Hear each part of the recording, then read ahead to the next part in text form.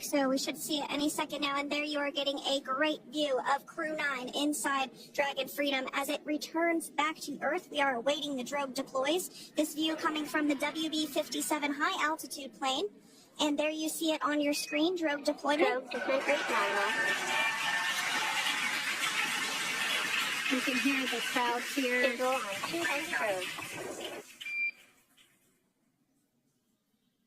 The crowd here very excited as Dragon Freedom continues to make its way back to planet Earth.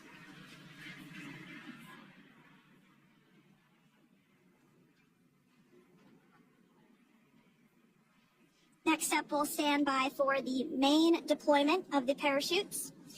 The mains are quite a bit larger. You'll be able to notice the difference on your screen once they deploy, and they continue to ensure that the Dragon spacecraft slows down even further. As we mentioned, Freedom will be traveling 16 miles per hour when it splashes down off the coast of Tallahassee, Florida, here at 2:57 p.m. Pacific time this afternoon. And there we go. We have visual on 4 healthy mains. That view was from inside. Freedom copy. That view was from inside one of the buckets where the parachutes are located. So we see a great view there of the reefing on those parachutes. And as those main parachutes begin to inflate fully, 4 beautiful, healthy mains. Now awaiting visuals of splashdown. Freedom. We'll start to hear Commander Nick Hague. Copy 1000. As we heard right there, Commander Nick Hague will be calling out the altitude of the Dragon capsule from here on out. Landing in water is simpler and provides more margin against unlikely parachute issues. You can see those parachutes continuing to slow the Dragon capsule down. And if you're just joining us, you're looking at 800 meters. a live view of Crew 9. Just minutes away from splashing down off the coast of Tallahassee, Florida. Splash down 2 minutes from now at 2:57 p.m. Pacific. We do have 4 healthy mains really doing the job there. Just breathtaking views of a calm, glass-like ocean off the coast of Tallahassee, Florida. Crew 9 just minutes away from splashing down. This is really such an incredible shot. Copy 600. That was a live view from our recovery vessel, Megan, which is stationed a couple miles away from the splashdown site. We can see the crew there using their restraints as resting places for their arms. They were just in space moments ago, so their arms were able to float freely. 400 meters. This is a gorgeous bluebird day here that we have for the splashdown of Crew 9. It's incredible to think that the Dragon capsule just minutes ago was going over 17,000 miles per hour, and now gently coasting to a soft splashdown. 200. Copy 200 meters. Brace for splashdown.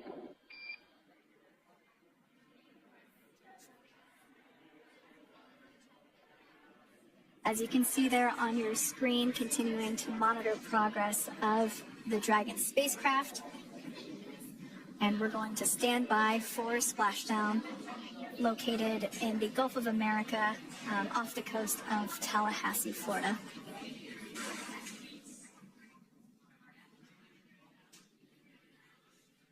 And splashdown, Crew 9 back on Earth.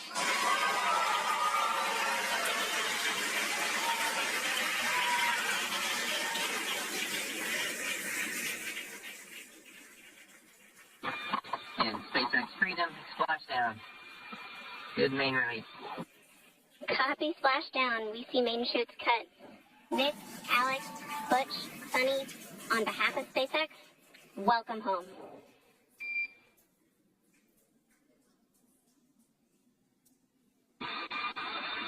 It is an amazing, what a ride. I see a capsule full of grins ear to ear.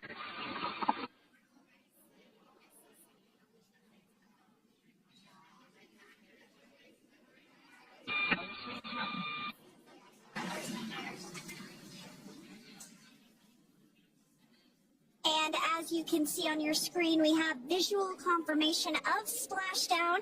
Dragon Freedom has returned home, and NASA astronauts. System safety verifications are in progress. We'll report back when recovery personnel are en route.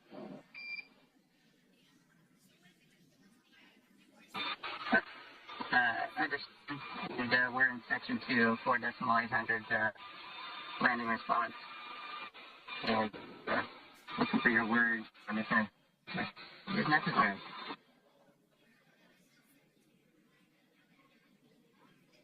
In the distance, we can see the recovery vessel making its way. Copy, you're in section 2 for the environmental assessment in 4.800. That is not necessary today. Understand. Reason back. So we will continue to have communications between the Corps and Nick Hague, the commander of Crew Dragon Freedom, which just splashed down 2 minutes ago off the coast of Tallahassee, Florida. Dragon Freedom has returned home with NASA astronauts Nick Hague, Sunny Williams, Butch Wilmore, and Roscosmos cosmonaut Alexander Gorbunoff. They're back on Earth after approximately 17 hours of a return journey from space. The SpaceX recovery ship and team have been waiting for Dragon's splashdown, and they will now make their way to the splashdown location. The teams have been ready and waiting about 3 nautical miles away, so it's going to take them about 30 minutes or so to make their way to... SpaceX Freedom. Pretty sure we're in stable 1. Copy, stable 1. We see the same. It's going to take about 30 minutes for the recovery team to make their way over to Nick, Sunny, Butch, and Alexander, who are still seated and secured inside that Dragon spacecraft there on your screen. Incredible views there of that thermal protection system, or TPS.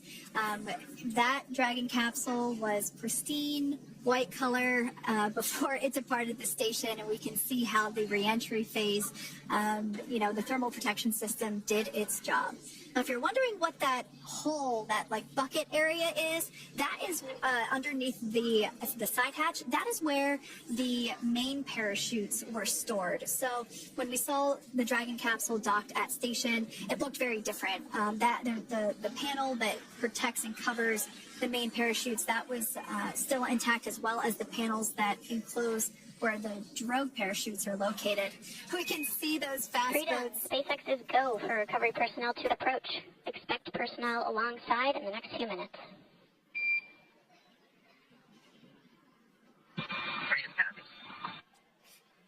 We can see those fast boats. We weren't kidding when we said they were fast. While it does take about 30 minutes for the main recovery vessel to make its way over to the capsule, these fast boats will be doing a couple of things simultaneously. A couple of them are going to be working to retrieve the parachutes that you see in the background there of this drone shot. Those parachutes will be retrieved from the ocean surface. We want to make sure we are able to pull those out. The recovery vessel there closest to the spacecraft is going to be performing some safety checks. We can see there they're using an instrument that is basically working to detect if there are any hypergolic vapors or fumes that are still residing in and or around the Draco thruster nozzles or outlets. The hypergolic fuel, which is necessary for on-orbit burns to maneuver the spacecraft. Unfortunately, those hypergolics are unable to be breathed. They are toxic, and so this team here is doing those initial safety checks to make sure that it is safe for the rest of the recovery team to approach the spacecraft. They're also checking to make sure that any residuals from the pyros are safe and are not going to cause any issues. We can see the team working their way around the spacecraft to do these, basically these sniff tests on all of those Draco thrusters.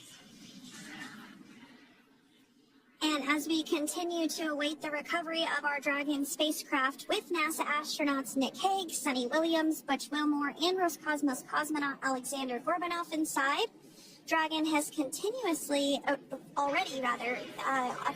completed several steps to safe itself following splashdown. We are continuing to see Dragon in what is known as stable 1 configuration. That's kind of the ideal configuration following splashdown. It's upright, and the Dragon capsule is in the right configuration for it to be hoisted into the recovery vessel Megan, which you do see a little ways off in your screen approaching. Dragon will continue to remain live on air with you through that recovery process, all the way through the point where the crew is extracted from the Dragon spacecraft.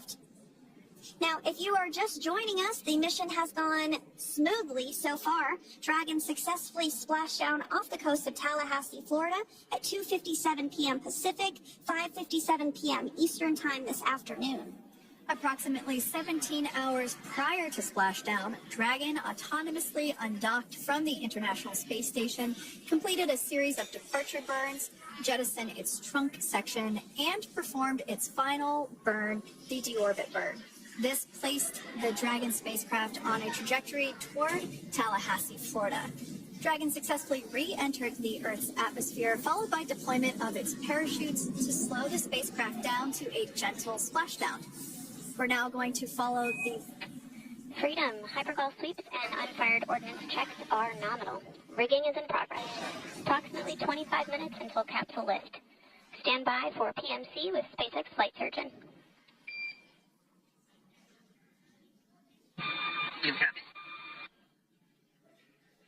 And so what we did just here there was communications that those hypergol checks were complete.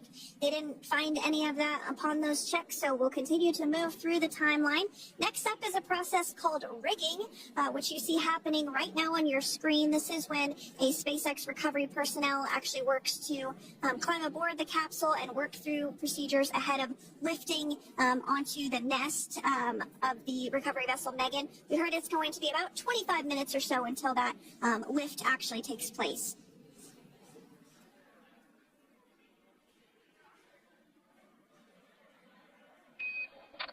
Okay, Freedom, the next call will be from the SpaceX flight surgeon on Dragon and Ground Private. Understand. Thank you. call-outs there indicating that the crew will have the opportunity to do a quick check-in with the SpaceX flight surgeon. This is standard procedure for every Dragon spacecraft when it returns to Earth.